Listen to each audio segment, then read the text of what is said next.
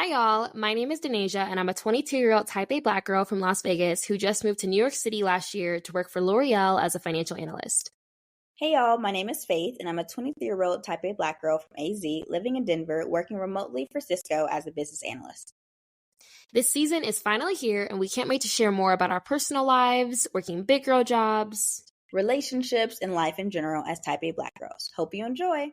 Hey everyone, welcome to season 7 of Type A Black Girls. We're so happy to see y'all again, and for y'all to see us. Okay, and as you can see, we have a guest today, so even more fun. Yes.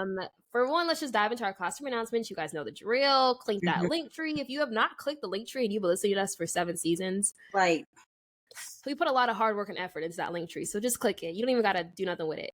Okay. We have our Type A Black Girls group me. The girlies have been in there talking, getting to know each other, and I'm not sure how many people we have, but it's a pretty big group now, moms. Yeah, it's a pretty big group, and I'm actually going to meet with a few of them in Denver mid-December, so I'm very excited. Yeah, and stay on top of the group me because we might be doing an actual official Type A Black Girls meetup, and the girlies in the group me will probably be the first to know about it, so just stay on top of it. First of all, we also have our book club. We are reading Verity by Colleen Hoover. The girlies have also been in there talking, okay, spoiling, okay, because I said I can't even look at this section of the book club because I have not read it yet, and I know I'm going to read it in one day, so I got to choose one day, just knock it out. Yeah. So our first book club meeting will be on December 10th at 8 p.m. Eastern time. So we'll be giving a few reminders, and we'll be sending out the link to that closer to the actual date. But we're only doing one full large book club meeting, as you guys know. Yeah. So also subscribe to our YouTube channel. If you guys are actually watching us, you can find us on YouTube. We're trying to get to 200 subs this season, so please subscribe.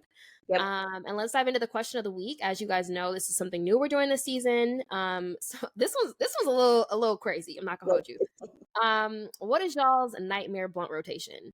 And for y'all that like don't know, like if you haven't heard that on TikTok or Twitter, nothing, it's basically like, let's just say hypothetically we're all to get high. Who would be the nightmare person that you don't want to pass the blunt to next? Yeah. Realistically. Like, we'll make you want to not smoke again because they ruined your experience. Ever. I have heard people just stop smoking altogether because they're like, you ruined it because you have bad vibes. So moms, you want to go first? Yeah, I really had a hard time trying to figure out who I'd put on this list, but from the podcast, if y'all listen, Maintenance Man is at the very top because after what he did to my bathroom, I can only imagine what he do to the blunt, and that scares me. Also, that big man that be dancing in public, like y'all know the one. We talked about him before, but like he has like his muscles are so big. I don't understand how they're that big, but like he's disproportionate because the leg, I don't know. But either way, he scares the hell out of me, and I would hate to smoke with him at any point. Do anything with him, realistically. Following that is also Krishan. That lady scares me. I just feel like she would get like high and anxious and try to like fight me or something, and I can't like stand up to that. I'm sorry. I'm standing on business, but not to her. She wins. It's raps. And then last but not least, my deck advisor. That lady also scares me. Crazy. Very, very insane. So I mean, altogether, yeah. What about you guys? Courtney, want to go next or me? You go next. She go next. Okay. Yeah, I saw you thinking, Brandon. I'm like, oh, he's thinking over there. Okay, so for me, it was definitely this season when I went to Mexico, Miss Cheeseburger. I don't know what episode that was, but all I will say is she force fed me octopus when we were in Mexico, and I just feel like that's just so insane. And she also, I was telling my team about us having Thanksgiving and us having soul food, and my manager was like, "Oh, what's soul food? Can you explain what that is?" And I was like, "Yeah, like it's this, and that, and third." I have never gotten a ping so fast. The words left of soul food left my mouth. She pinged me some soul food place that she went to so fast. I said soul food and she sent me the link. Mind you, she lives in another state. And she was like, this is my favorite soul food place. What does that have to do with me? Like, she is we call her a walking HR complaint. We do. My entire team does. It's just like, what does that have to do with anything? Thank you. But what the frick? So, Miss Cheeseburger. They got good mac and cheese, though. Not mad at it. But I'm like, I'm not going to this place that you just put in the WebEx chat. Like, I'm not. Also, if you ever went through A Push, like, you know I have never heard of anybody having a good time in A-Push, and like this man was like 6 foot something. He always wore shirts that always showed his little like happy shirt off, and it would irritate me. Like they would. He was out there suited in a crop top. That's crazy. Talking about like the Trail of Tears in a crop top, like literally crazy. Like you like they would fit, but he would like raise his hand with like the A-Push book, and it would just be crop top season. It's like, sir, I'm in junior in high school, and he was always threatened by me, and it's like I'm not a threatening person, but like if you say something I don't agree with, I'm going to shoot my hand up and be like, I actually think you're wrong, and this is why, because I read for 6 hours last night. You see what I'm saying? So A-Push teacher. So Kwame, I've never brought up Kwame on this pod, but in college in our dorms, you know, everybody downloads Tinder, everybody downloads Bumble, whatever, and we start swiping. Me and my friends would play this game called Swipe Revolution, where I would put a minute or 2 minute timer, and we would just start swiping. And it's like whoever it got matched, and then we would just switch phones and just keep on doing Swipe Revolution, just to like for fun. Like that was like a Friday night activity. So me and my friend, it's a running joke, and sometimes when she's bored, she'll just send me this man's picture, and it scares me. Like so his name is Kwame. This is Kwame, and and it his Spotify song is "Side N-Word Anthem" by Deontay Hitchcock. So it was like, oh.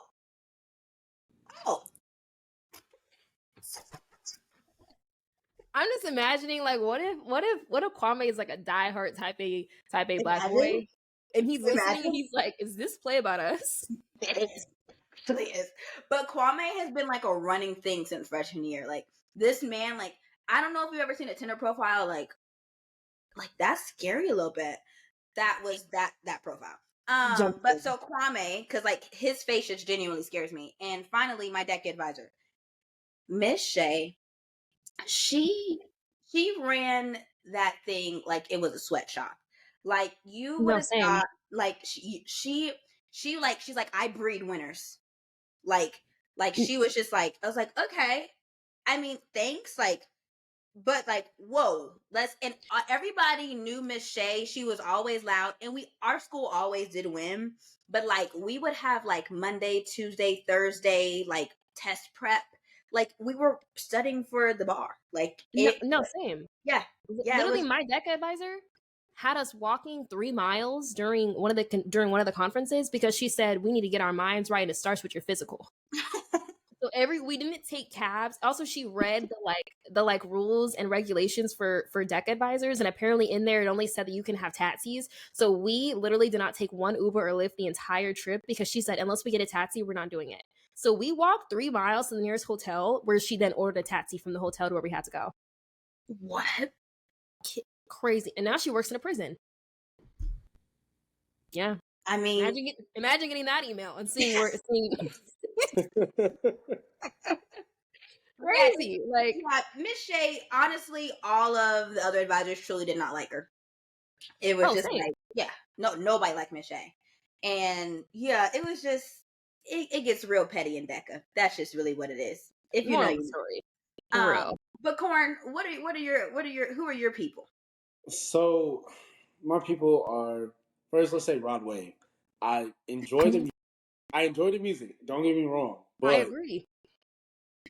If I were to smoke, I feel like he would ruin my vibe. Like I would just be sad. And who wants to be sad and under the influence? Like that doesn't sound fun. It doesn't sound. You're gonna be crying the whole time. Exactly. And you're not gonna be able to stop crying.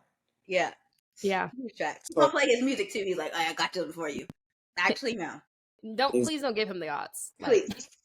Please.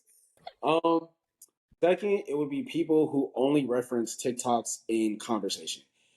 And I say that because it would just annoy me to the point where I wouldn't be able to enjoy myself anymore. It would get annoying a little bit. Yeah. No offense to anybody who's listening that has talk in TikTok language, but for me, I couldn't do it. Yeah. And then third, it would be Funny Marco. I enjoy his videos, but I just feel like I would become self-conscious, and I don't need that. I don't need that. Yeah. So yeah. I agree. I agree. All those are very valid, but Rod Wave actually takes the cake. Like, Take the cake. yeah, I think Rod Wave and Krishan for me, that's a nightmare in itself. I'm terrified. No, literally.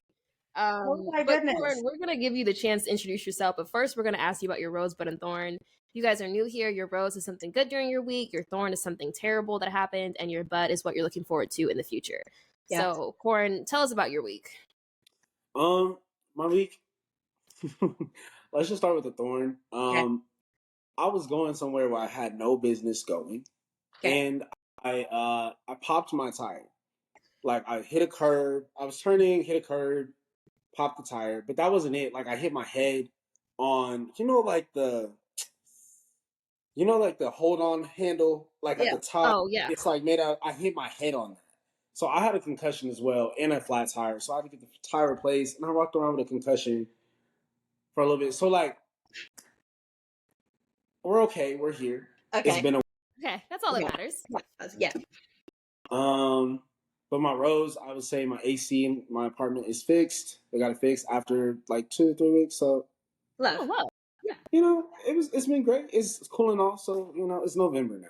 Yeah. I don't know what I'm gonna do with the AC in November, but at least it's fixed for May, I guess. May. Yeah. Right. It's called thinking ahead. You already had it in line. You good. Yeah. Yeah, that's what we tell ourselves. And I would say the bud is I'm just looking forward to being done with the semester and just being able to like relax and just just live a little bit. Yeah. Take a Yeah. break. Yeah. Man, more power to you. Because I'm not gonna lie, if I had a final due in like a month, I would not be on this podcast. So shout out to you. Yeah. I mean, it has been a long time coming. I don't know when I reached out to you, but it was ample time. It wasn't like, oh, let me scramble. It was like, hey, just letting you know, I'm gonna reach out to you eventually about being on the pod. So You did. very tight band. Because I'm already knowing, even if you had like we're just working, like either way, people have lives, and scheduling out even like friend calls like that's gonna take about a month. So Right. What's your schedule look like in 2024 so we can plan something? It's getting to that point. Like my friends are like, "Oh, can we schedule a call?" I'm like, "Bro, we just gonna have to get that for like January. It means, and you have 3 days in January. Call Literally 3 days only, and only the mornings. So exactly. choose wisely. 8 to 10 Eastern time. it's crazy. It's just what it is. Hey, any friends on the West Coast, early risers for real. Exactly. Early bird gets the But you guys, I know you guys hear a man's voice if you're audio. We haven't had a man on in some time. So Corn, how do you know us? How did you come to meet the Type A Black Girls, and who are you as a person? Of course. So, my name's Cornelius. I went to Arizona State. That's where I met Faith. Yep. And we were part of Sankofa together. Mm-hmm. And she's always been amazing. And I met Denasia through Faith. And it was just always like such genuine souls. Aww. Thank you, Corn. You guys are amazing. Back at you. That's why we were like, oh, we gotta have him on. Yeah, We don't know when we're gonna have a law school episode, but he gotta come. Like, gotta be on. Appreciate it. But yeah, just a little bit about myself. I'm from Denver, Colorado, where Faith is currently living right now. So, I'm from Denver, went to Arizona State. I'm currently at law school at Southern University Law Center in Baton Rouge, Louisiana, HBCU. And in my free time, I like singing, writing music, that type of stuff. So, I'm getting into it. I like started and then I stopped. And it's just like getting to a point of like the songs are written. It's just like actually putting it out is very hard. And I think when people are doing any type of art, it's a very vulnerable place to be in, allowing people to see your art. So that's just a little bit about me, but here we are. oh, love. I didn't even know that. Okay, well, when you drop your first song, we will have it in the Type A Black Girls link tree. Okay. Exactly. That's love. I was freaking Lily. I was like, oh, love. Good. I love things to have your creative outlet because, like, me in law school, I don't feel like there's not much creativity. And if you guys have looked at the title, we're talking to Corn about the inside scoop on law school. We asked the girlies on the pod and the Instagram, like, what do y'all want to know about law school? Because we're going to have a type A black somebody on. And they were like, oh, we're assuming it's a girl. Little do you know. But yeah, we haven't had a man on in a long time. So it's good to spice things up. And so, Corn, we're going to ask you guys we're going to ask you a few questions. And then we're going to ask you some of the girlies questions and get into the hot topics. Y'all know the drill. So Corn, to start off, what made you go to law school? And I mean, you already said where do you go. So what made you go to law school? Yeah, so to be honest, when I was a child, like I've always been interested in the law. My parents, my dad was a director at a juvenile detention center. And my mom did work for the state of Colorado doing like work with juveniles or something of the sorts. So like law and like juvenile stuff has always been in part of my life to some extent. And then as I went to like when I started at ASU, I was like, okay, I know I want to go to law school. And it's just kind of been something inherent. I've always wanted to either practice like criminal or corporate law. You know, everything seems so interesting to be honest, and it's okay that I don't have it figured out. But overall, like I've always just wanted to go. So I see. Oh, And I you're love your that. first year, right? yeah, it's first year. Okay. Now What's another one. All you moms. I was gonna say like your first year, like what's one word that you describe it so far? I would say one word would be unpredictable. Okay. Unpredictable. You don't like you think you get an idea of what you're doing or like what you're getting yourself into, and like to some extent you do, but you don't know what you're doing or like what it's going to be like until you're actually in it. Once you're in it, like now you know what it is now, but even then it's unpredictable at points, and you just kind of gotta be able to pivot. It's like the same thing with undergrad. Like something happens, you just got to take your L for the day and move on. Yeah. And Literally. law school's similar, but it's just kind of it's different it's just a different type of environment. It's similar but a lot different at the same time. So I see. Like It's you gotta giving be you in just there with gotta charge to the game. Keep pushing. exactly. Yeah, them. That's it. I 'Cause figured. if you don't, you're gonna get stuck, and you can't get stuck. You got something to do the next day. Literally. So Class in the morning. class in the morning. Okay. Corn, what is a myth about law school that you want to debunk? That maybe you thought before you coming into law school.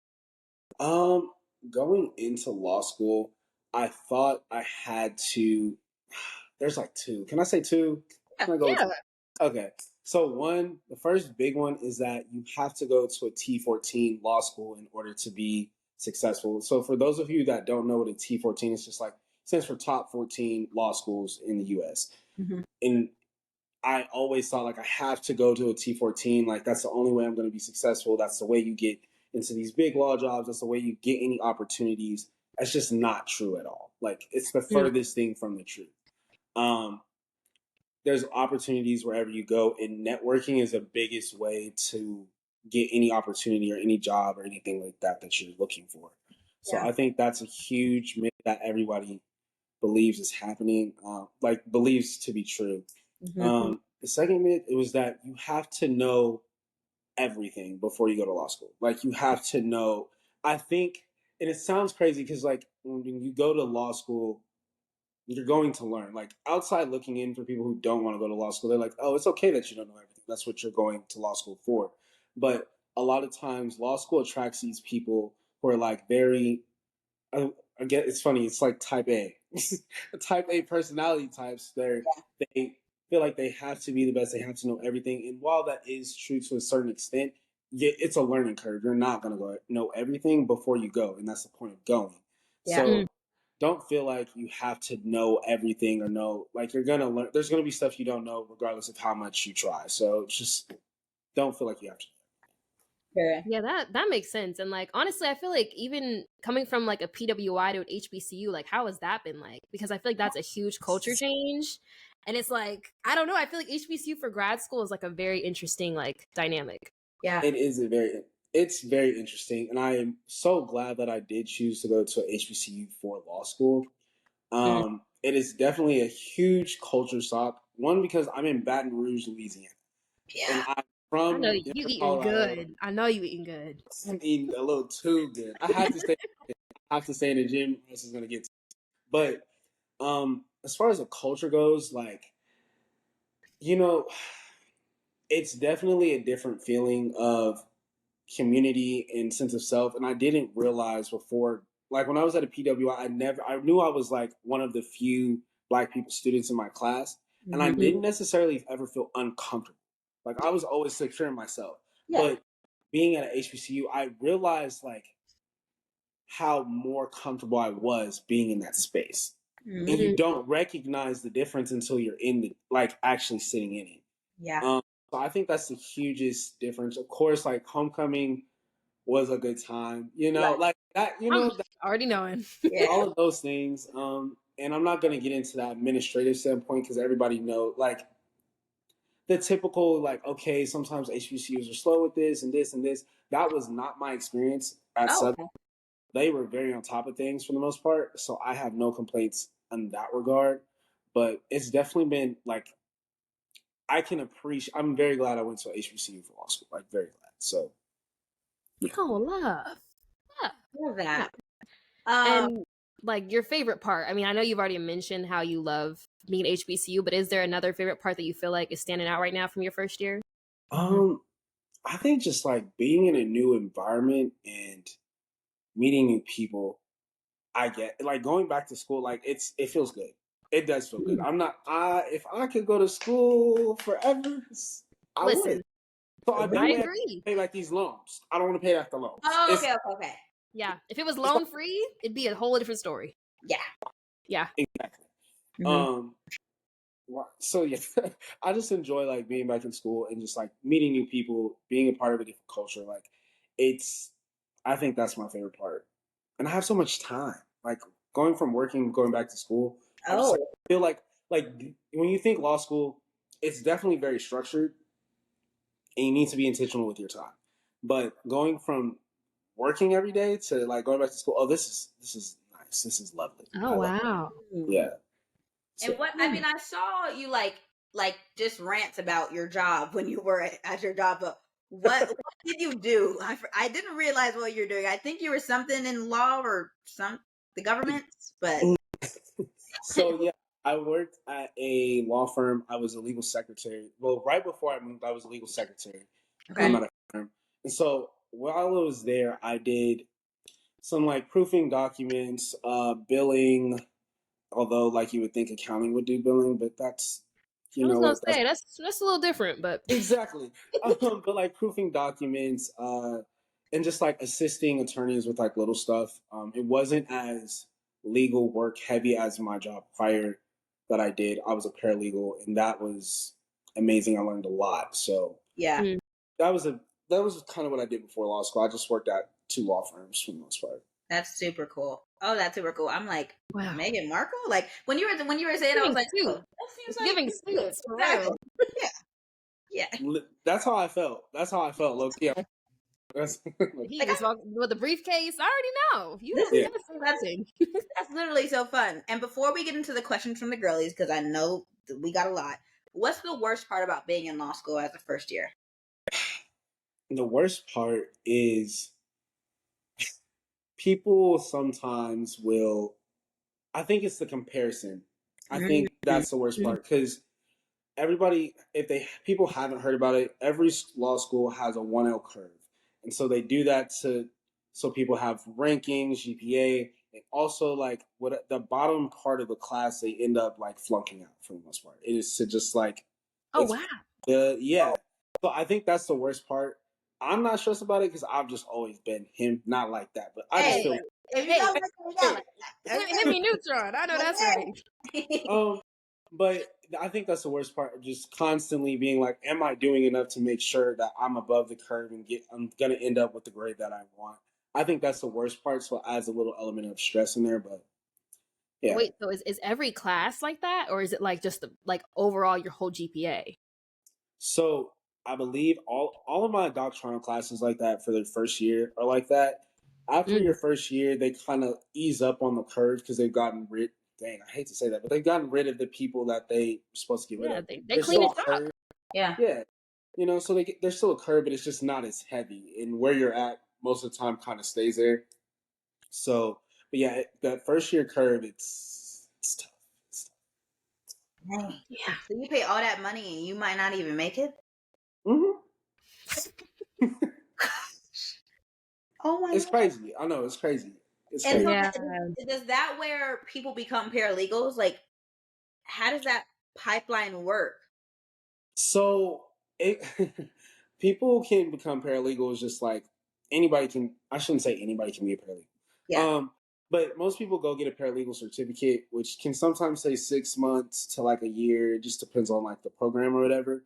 I see. And they know how to do like filings. They know a lot about the law. Like that's Mm. probably as close as you're gonna get to some finding someone that's not a lawyer. There's exceptions, of course, but like for the general knowledge, like a paralegal is just like the closest thing you can get as far as a lawyer. Gosh, But you don't have to go. People who flunk out of law school sometimes they do become paralegals, I see. um, or they go back to whatever career they were doing prior to, or switch up. It just kind of depends. I So see. Wow. Learning some. Okay. Hey, we was business majors. We don't know nothing about this. We got Yeah. Yeah. hey, But yeah, we got a few questions from the girlies, and we're just going to popcorn, read them, and thank you guys for even at sending in questions because yeah. it really I mean, buffed up this episode. a lot of you guys I was like DMing with personally, so a lot of you guys are really like in depth about your answers and stuff. And we said we would definitely get back to you. So if you hear your stuff in here, here you go. This is like a lot of questions in here. So Yeah. the first one says, "Hi, I'm applying to law school right now. So many questions are kind of centered around the application process. Nothing crazy specific, but more like if this person, Corn, has any tips on personal statements or even networking with schools that would help anyone applying. Also, if you feel comfortable talking about your stats like GPA and LSAT when you applied, that'd be wonderful. And also just explaining where they go to law school in relation. I mean, you already explained that. So Yeah. just the general application process." of course. So I'll hit on personal statements first. When you're doing a personal statement, you want to make it about, you want to tell them about yourself without, tell them everything that's not on your resume. Stand out. Mm. So I'm not going to say trauma dump on them, but do what you got to do. Like, Yeah. you Yep. need to you need to tell them why you want to go to law school. Tell them a story. Tell them what makes you the best choice and what sticks out. And like, talk about your drive, talk about your commitment, talk about who inspired you to go to law school and why this is important to you, what type of work you want to do. That's what you want to include in your personal statement. You do not want to go back over your resume and like, oh, I've accomplished all of these things and this is what I've done. And like, they can see that from your resume. It's okay to like drop one or two things in, like, when I say drop, I mean just like name drop, but don't Yeah. make your whole personal statement like that. Talk about yourself so they get to know you as a person. Yeah. So you need to wear your heart on your sleeve when you write that personal statement. I'm not gonna lie. And same thing for diversity statements. Diversity statements, for those that don't know, it's kind of similar, but it's just more of like, okay, what about your identity specifically? So race, sexual orientation, that type of thing. What makes you stick out to their student population? If you are not a white male, you should write one. Mm. If Yeah. you're not a white male, you should write one. Mm-hmm. A white straight male at that. If you like, you should write Yeah. because it gives them, that gives, not to say that it gives you brownie points, but it does. Like at the end of the day, law schools need to have a certain demographic about them. Yeah. So you want to give them everything about you so they get that full portfolio. When you're filling out your application, if you are interested in some type of law out there that is like very specific, like, I don't know, like if you want to do something related to like reservations law or something like that, like, or some like water law or something very, very specific, Oh, Wow. you water need, law. yeah, That's crazy. like, it's crazy. It's like there's a million and one things. Write that, click other on your application and write that in. It makes you stick out, and you can also probably get more money from the school or just like more scholarships. When you're doing your application, say that. If you are just interested in like corporate criminal, that is okay. But if you are interested, or you want to just say that you're interested because I'm not saying. I'm just saying you want them to pick you. So Yeah. there's Yeah, do what you gotta do. do what you gotta do. As far as like my personal stats, so my undergrad GPA, I had a 3.6. And then my LSAT, I'm not gonna say my exact score, but I will just say I had under a 150. So for okay, thank you. Come score on. range, people who are listening, I'm like, oh, so score ranges from 120 to 180. I say that right. So 120 to 180. Average is about like a good soft landing point usually for most people is like 150 to 155. Right in there is like a really solid range. That's good. I will say the lower your GPA is, the higher your LSAT score is going to need to be. The higher your GPA is, the you can get away with the lower LSAT score. It's the same thing with like undergrad when you applied and you had a low GPA or high. You know the deal. And that just goes to say like I know someone who got into Georgetown, which is like a T4. I think it's T14. I forgot what their rank, but they had a 3.8 GPA in undergrad, and their LSAT score was like 143 or so. Like it was low. It was low. So I'm just saying, like that just goes to show you don't have to have the highest LSAT score out there. It's about your application and you as a whole, as a person. So I would just say when you're applying, apply to schools that you wouldn't actually mind living in. I didn't apply to any how I put it. I didn't apply to any school that I wouldn't have actually wanted to stay in besides this school. I can't lie. Dang. Really? I don't want to stay here, and I know that. I but see. I would highly advise like apply to schools that you would not mind living in because a lot of times that's usually where you stay because that's where you network at, et cetera, et cetera. So I think I answered that question. Yeah, no, you killed that. Yeah, facts. I mean, realistically, yeah, like one thing that I can add to this is like when I was doing my MBA applications, the person that was helping with my personal statement was like connect what you're doing for your whatever masters you're going for to like past, present, future you. So like it doesn't have to be like comprehensive. Like it doesn't have to be like, oh, I'm talking about my childhood and then present and then future, but like make sure you bring in who you are personally, like when you were a kid, if you had dreams of doing this, and then how that's gonna help future you long term. And that's how I did mine. And yeah, I'm not gonna lie, it does get very sappy in there. You kind of just like throwing it all on the table, like, hey, please let me in. Please, I'm literally begging. It's giving like a little bit begging for me at least, because I was like, damn, I'm really throwing it out here. But realistically, like you have to do that because most people are gonna be very vulnerable in there. So if you have a very like cut and dry, like what Corn said, just your resume or just like you bragging the entire time, like they can see right through that. Yeah. On to the next. Thank you again for the girlies sending these in because it really buffed up this episode. How long did you prepare for the LSAT? What program did you use to prepare? What guidelines did you use to pick your choices for law school? If you took a gap year, worked full time before law school, how did you do it financially? Example, did you continue working full time in school part time, surviving solely on loans? What scholarship resources did you use? Also, if they can leave contact info for listeners to get in touch with them if applicable, that would be great. Of course. So how long did I prepare for the LSAT? I'll be honest and transparent. I took the LSAT, I want to say 4 or 5 times. Wow. Okay. And that is because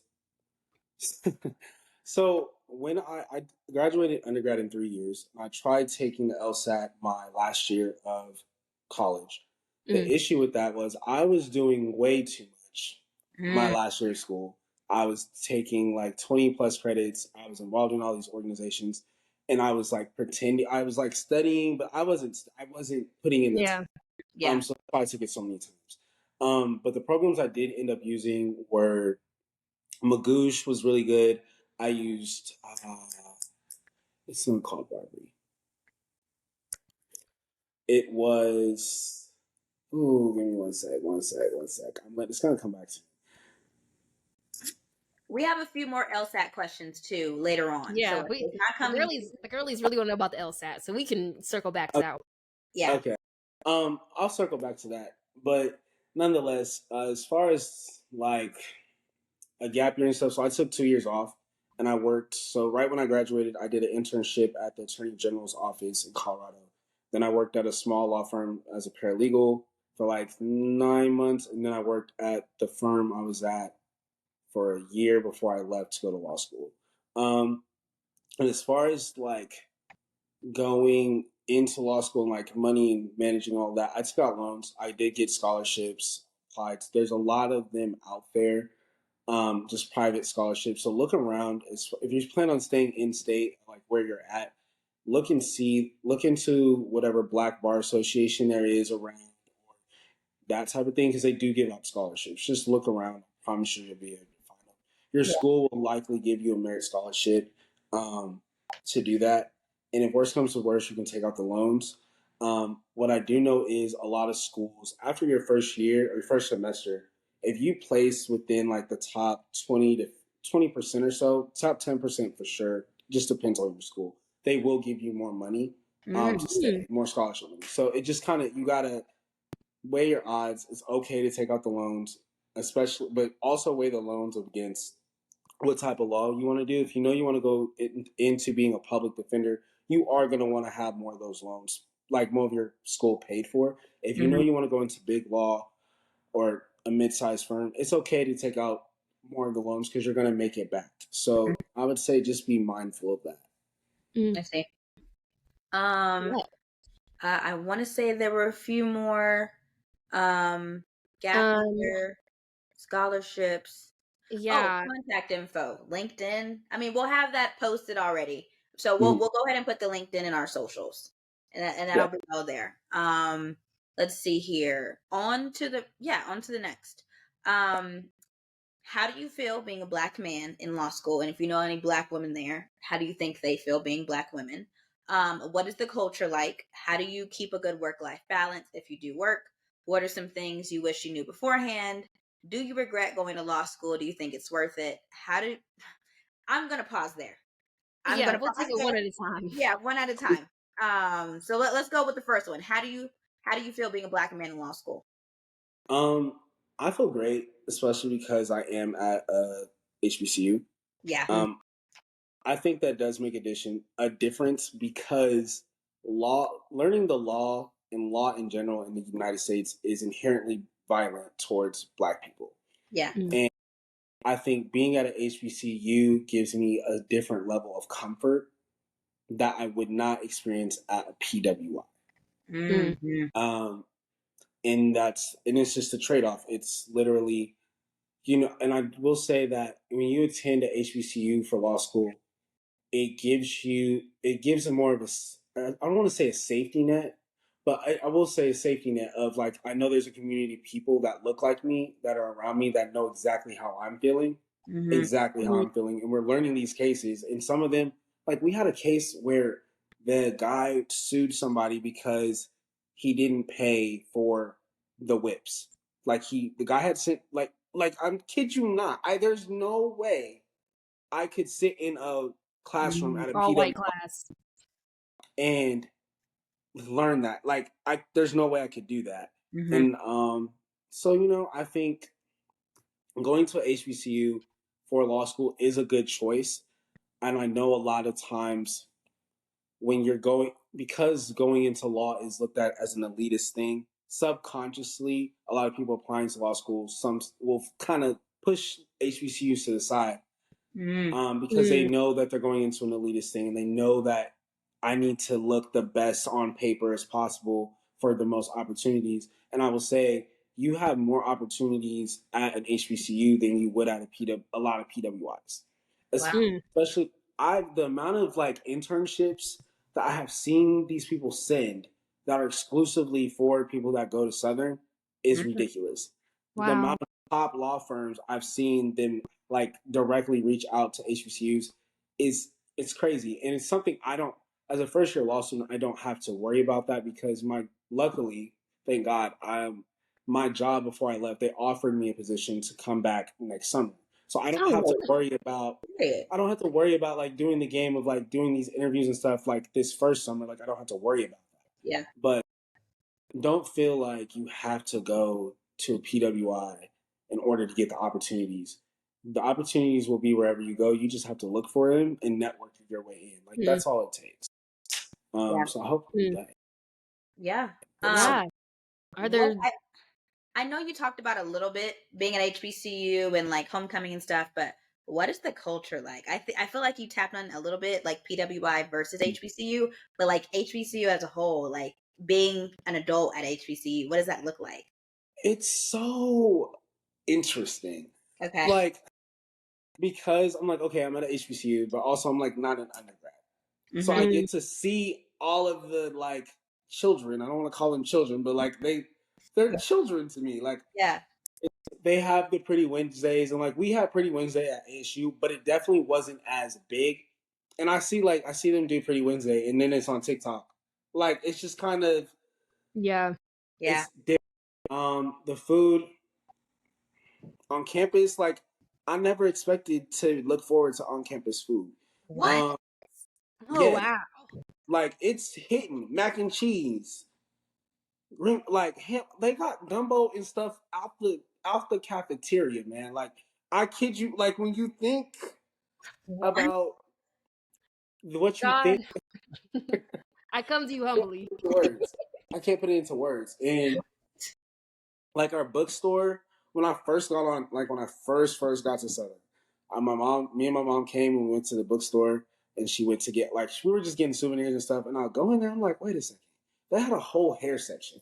Like I'm talking wave caps. They had like wave caps, brushes, combs. They had the edge stuff for y'all. I don't know all the other stuff that y'all put in y'all, but it was there. Like I seen it. It was in my because I know what my sister uses, so I know I seen it, and I'm like, Bro, they that got wig cap. You can just go get your wig cap from the bookstore.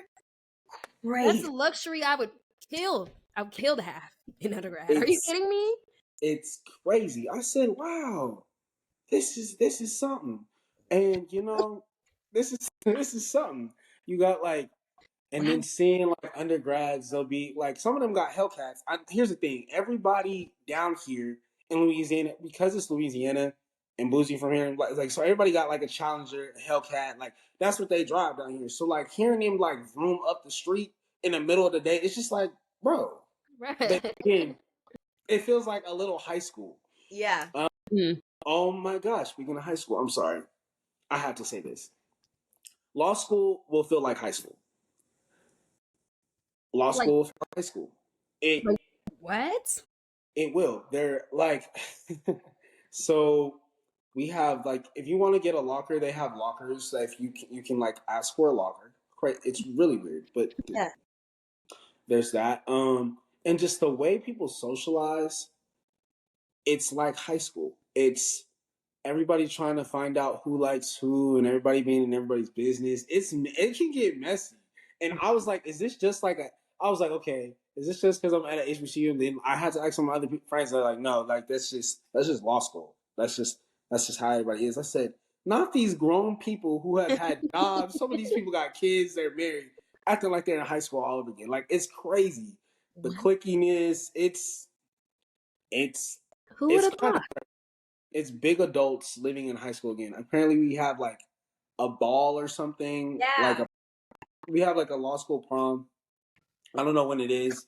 Don't know if I'll go, but like, hey, we'll see. Oh, you can't miss prom, Corn. You can't can't miss miss prom. I really can. I'm not really gonna hold you. I was as you were talking about like us having fun and like and then also you having fun and also like the cafeteria.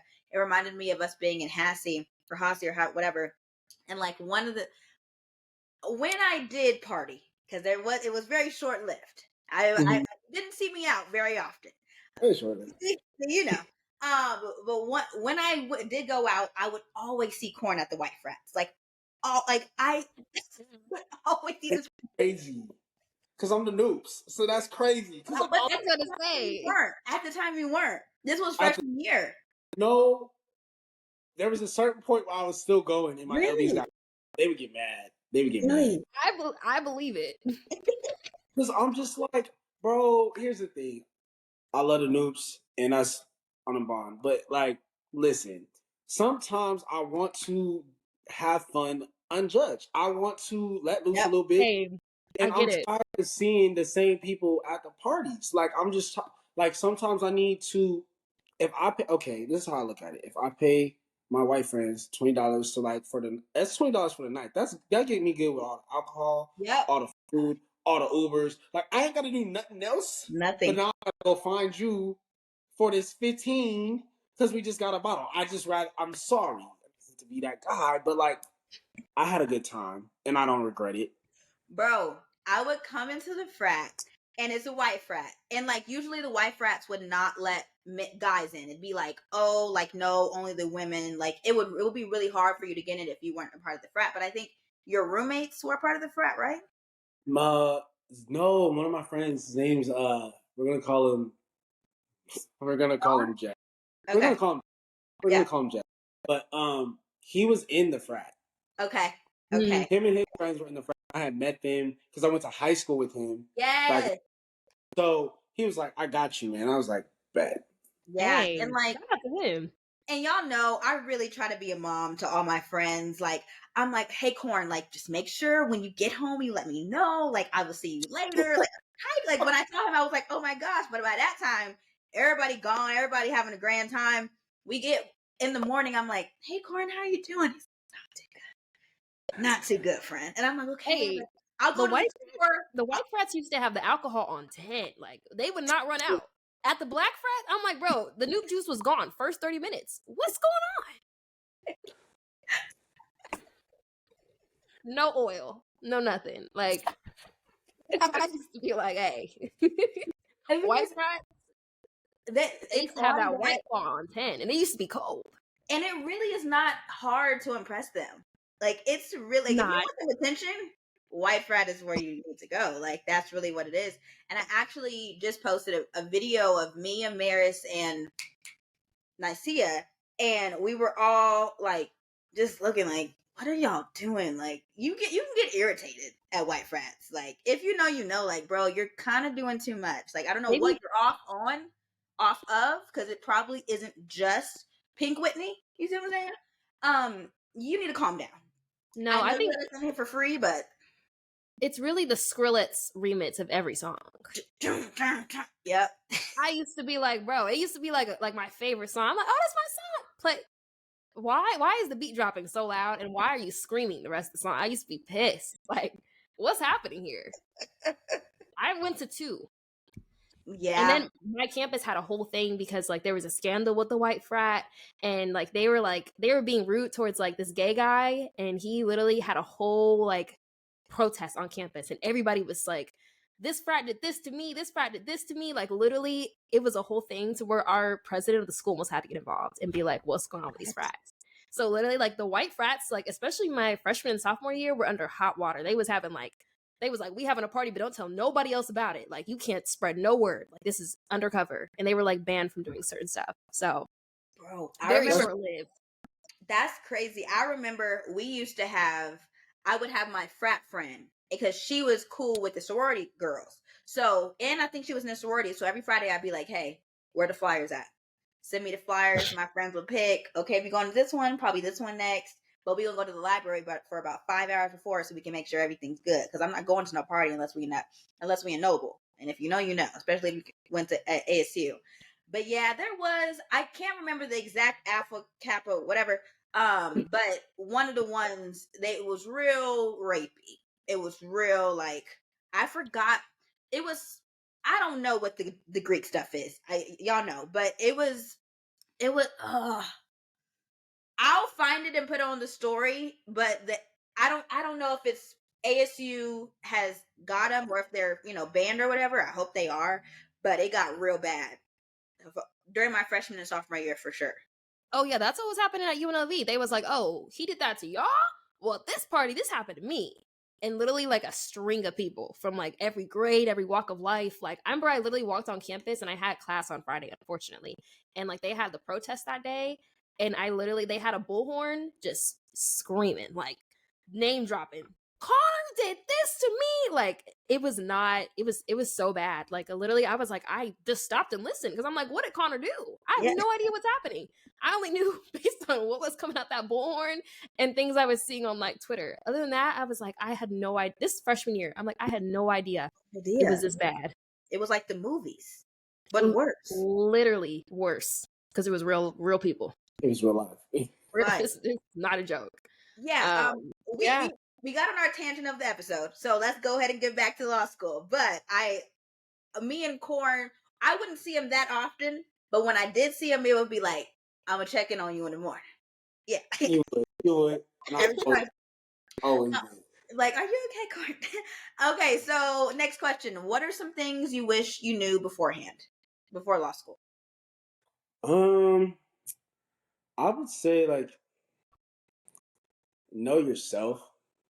And like when I say that, know the way that you learn information and be certain in it. Because you'll see a lot of people do a lot of different things.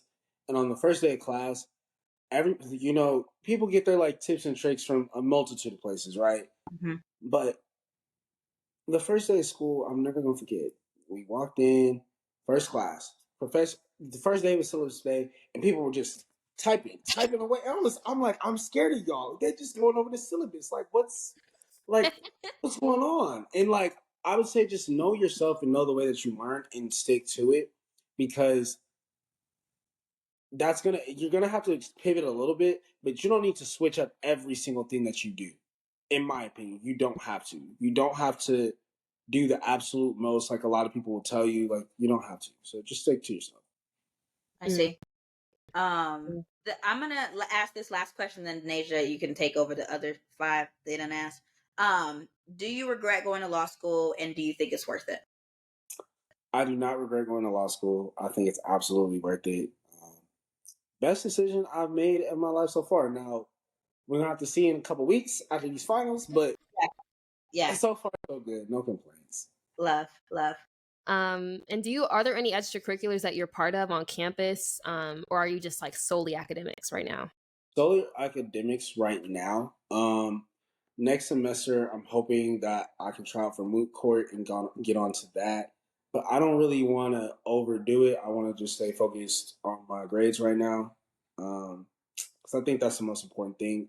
Doing the organizations and stuff, it's cool, but depending on what you want to do, it's not going to give you an edge up, and it's not something that's going to, I don't want to say benefit you, but most of the time it doesn't. So, I see. Nice. Yeah. And then the girlies also want to know, how do you feel about law school debt? I mean, I know you mentioned like depending on what type of law you're going into, it works out better, but is there any other advice you have for them? This is not the best financial advice, and let me preface this: I am not a financial advisor. But that debt I'm accruing, that's not for me. Oh. It's not for me. I'm dissociating so bad. Like, somebody else is gonna take care of it. And if it's me, it's not me right now, it's future me. So it's a problem for tomorrow. That part. That's why I love it. It's above you, realistically. It's above me. Yeah. They're not coming for you right now. Right? Exactly. Biden. Good.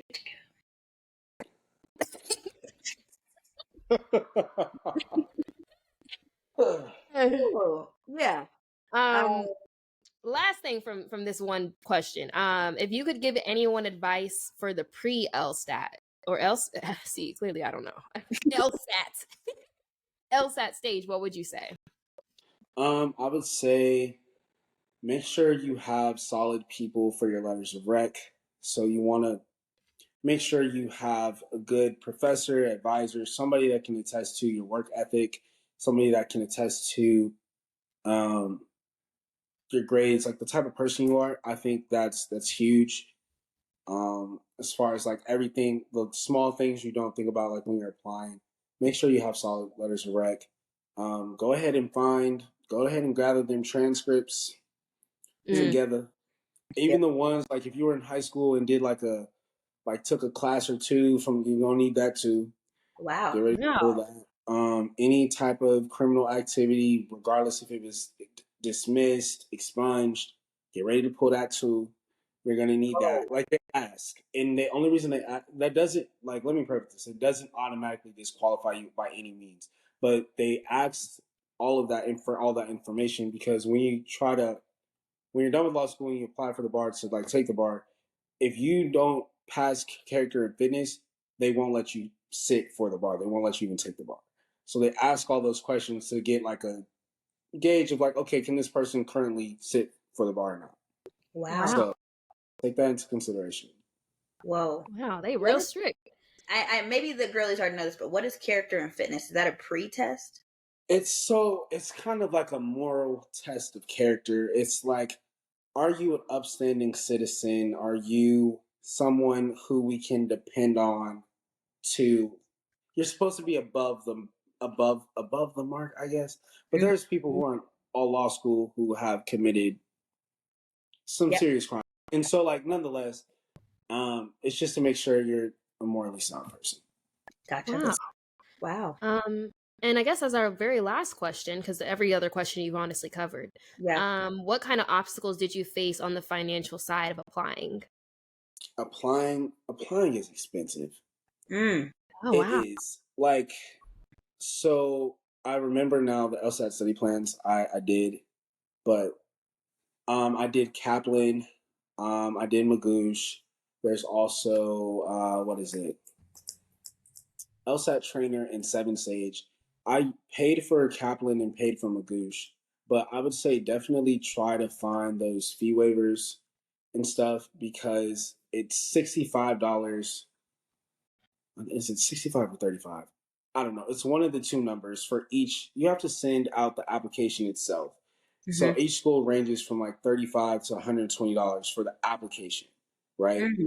And that's just like name, race, gender, blah, blah, blah, blah. Then you have to have a separate part of your application that's registered in LSAC, which is where the system is that takes in your letter of rec and your LSAT score and all that stuff.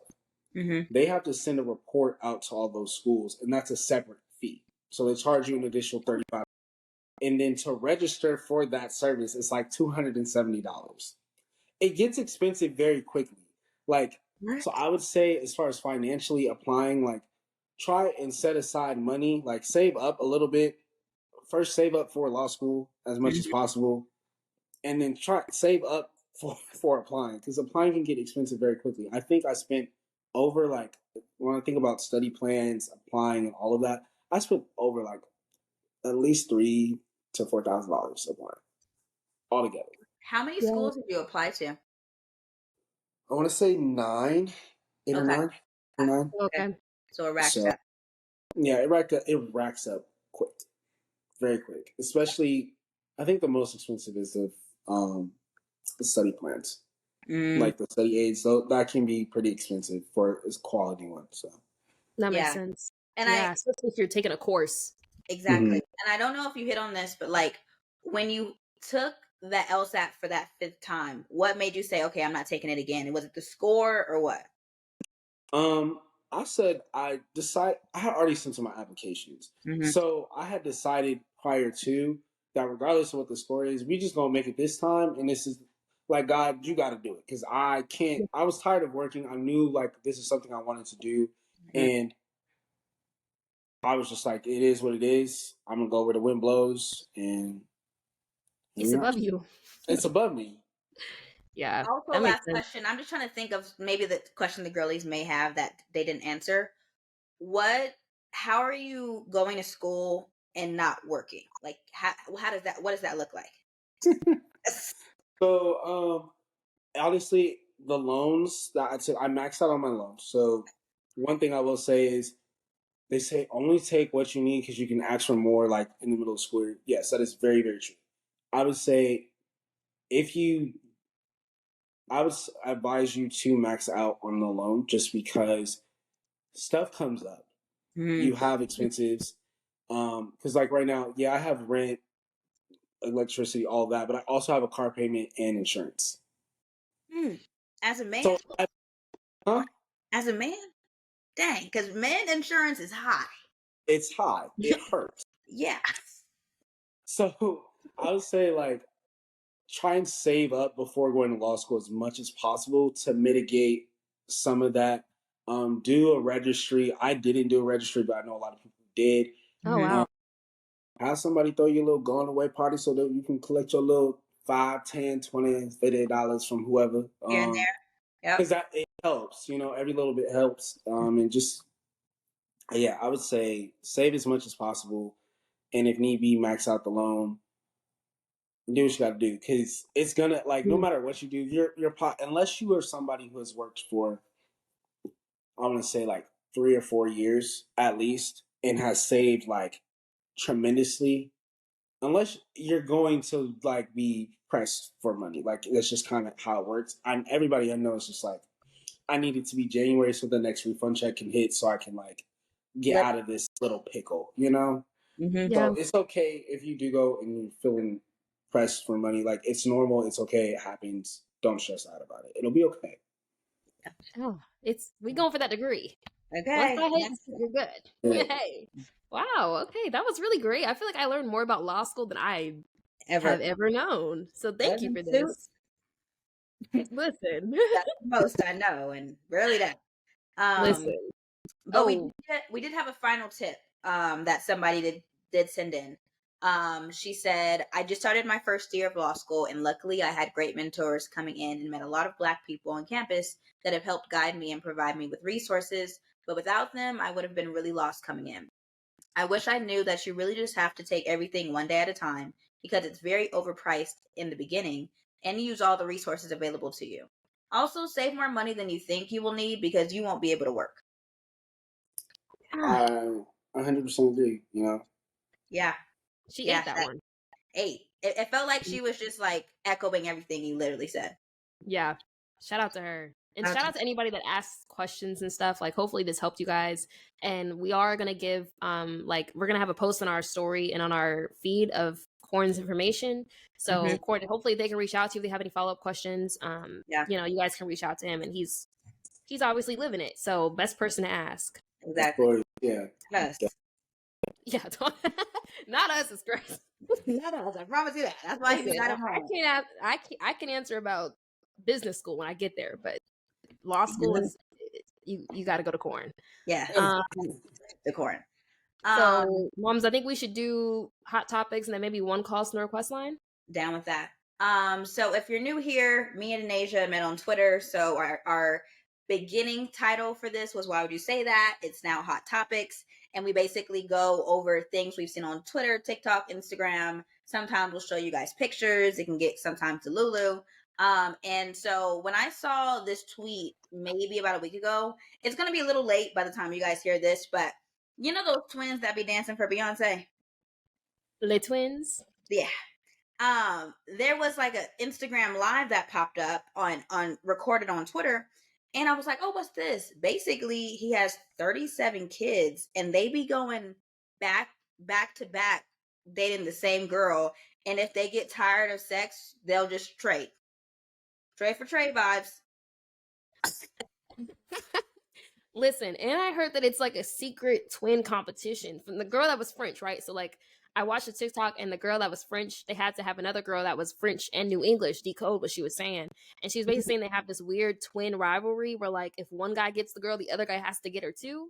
And I don't know if 37 kids is true, but I know he was on live like, I don't know why you guys are spreading all these rumors about me. You know, I wouldn't have 37 kids, but if I did, I'd want a Black one, an Asian one, and then starts listing races of which... I don't know which twin this was. I said twin number one. Why would you say that? Oh, because it's not helping his case like at all. If I did, I'd want. That's a threat. You're like Nick Cannon level. That's a literal threat. They need to be locked away. They need to be locked. Because, bro, what? To each his own. Trading in the middle of the night, like, hey, you got her. I don't know. This has been a reoccurring theme on the pod, but Corn, I don't know if you know about the Keke Palmer, Mr. Lightskin situation. I'm sorry. But yeah. So, in a previous episode, we were talking. Denasia saw the news of him choking her and all that stuff, and so somebody posted talking about some. I do not play about Keke Palmer, and I do not like light skinned people, so I'm very unsettled. Why would you say that? They didn't have to do all that. Just looking for a reason. Just looking for a reason to put down the bright community. But it's just like, why would you say that? Another why would you say that is y'all say $20 an hour, not good money, but you got herpes. Make it make sense. Correlation. What? And somebody said, just tore my whole apartment up looking for the correlation. Because I'm just mad. Who pissed her off? Like, I just don't understand how 1 + 1, like, the math is not mathing, bro. The math is not mathing. Oh my gosh. Mom, Oh my God.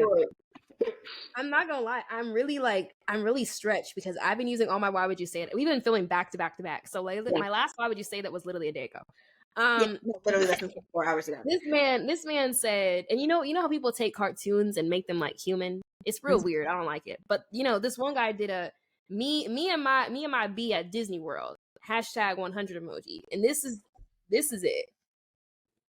I saw that, and that disturbed me. But what got me, the picture already is disturbing. The crazy part is the baby in this picture has a matching BBL like the mom.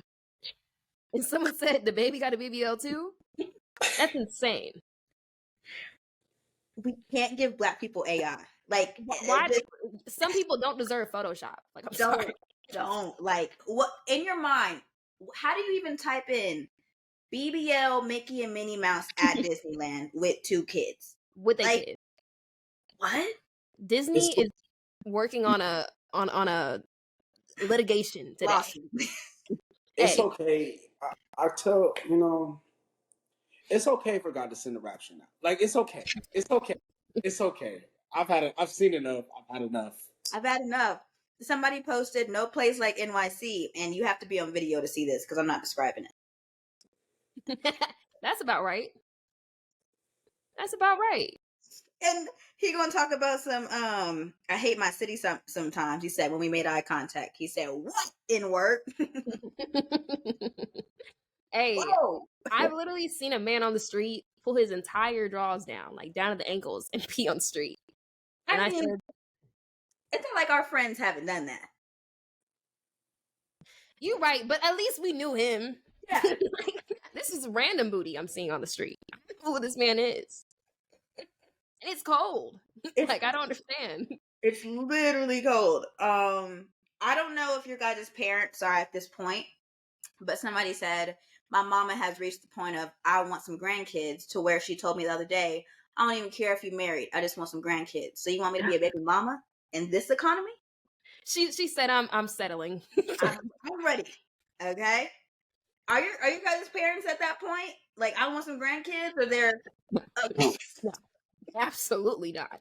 No. Mr. Marvin will never be at that point where he has no grandchildren. Even listen, are you kidding? If I ever told him I'm pregnant, he'll be like, that can't be. What were you doing? You're literally Virgin Mary. How could that even happen? I don't know. Corin, what does it look like over there for you? Yeah, no. Here's the thing. I don't think I want kids, and I've expressed that to my parents. And it's like, I love children. It's just the fact of them being my own. Yeah, I'm with you. Responsible for it, and clean it, and water it, and bathe. Like, water? Like, that's how, like, that. You see, like, that's the issue. That's why I don't need any of my own. Yeah, but I can watch somebody else's kid, like, for a little bit. Yeah. I love kids, but I just don't want to be that responsible, and I've let my parents know that. Yeah, they're a little upset. And then still trying to hold out hope. Oh, you're changing my. I'm not changing my mind. Because this, like you said, in this economy. Thank you. In this society, in this global warming we going through, the kids might not even make it. Like, why would I do that? I feel like that's negligent. I'm not gonna hold you. Yeah, I'm with you. I told my parents. I mean, maybe in 8 years, I might change my mind. They talking about we have better luck with Kayla. I said, great. At least somebody can carry on the line. Don't look to me. It's not me. I was talking to Kelly right before this episode, and if you guys are new here, Kelly is one of our friends that we went to Miami with, and one of my best friends since high school. And we were talking about kids, and I was like, who's going to be first? And she's like, well, you.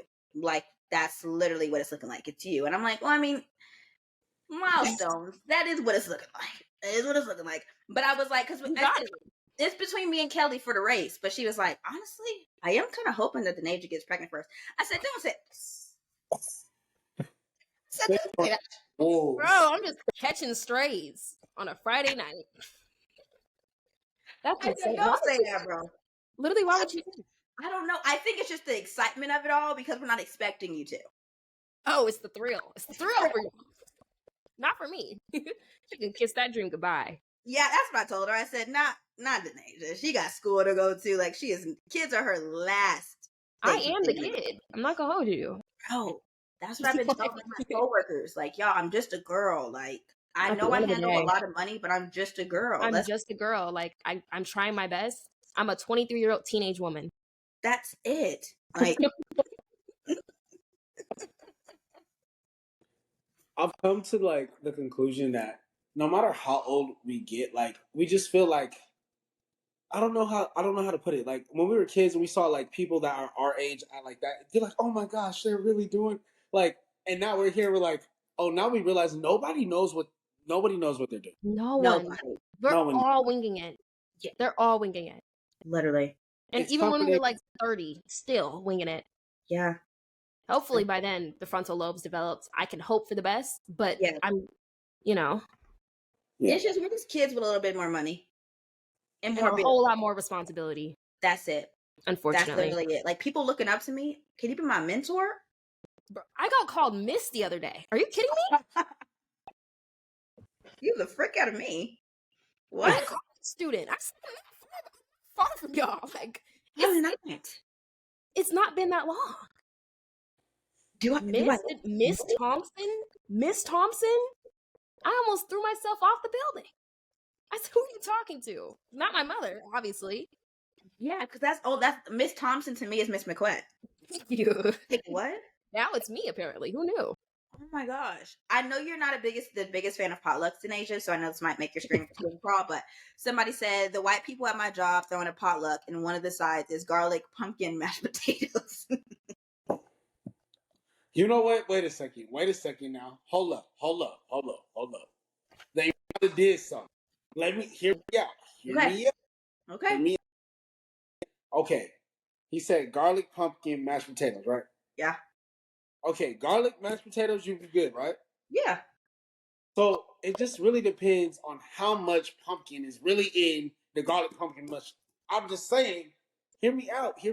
I'm definitely not enthusiastic about it. But you'd put it on the plate? I might put a little spoonful. Yeah. Like a tablespoon or a teaspoon? Well, a teaspoon would be disrespectful. You gotta do at least So you gotta do a tablespoon. And then I'll try it out. And it probably won't like it. But you know what? I can say I tried something new. But the thing is, the quote tweet said, this reminds me of the time that my boyfriend's dad made a pumpkin ricotta black pepper hot sauce pie. He was just giving dessert. It's giving when your mom's like, we got food at home, and just start throwing ingredients together. But even what is ricotta black pepper hot sauce pie for dessert? Ricotta? No. For dessert. He said, it was even nastier than it sounds. And she was like, is there ginger in here? Like a lot of fresh ginger, because why is it spicy? So I guess that was the secret ingredient that wasn't in the title. Why is dessert spicy? You already know how I feel about potlucks. Like, I know. My dad told me that at his job one year for Thanksgiving, this is what traumatized me. Him and his like coworkers, like he was like a manager at the point, and like he was basically hosting it. So he told all his people to bring something. And basically, one person, he just got married. Him and his wife, it's their first year doing Thanksgiving.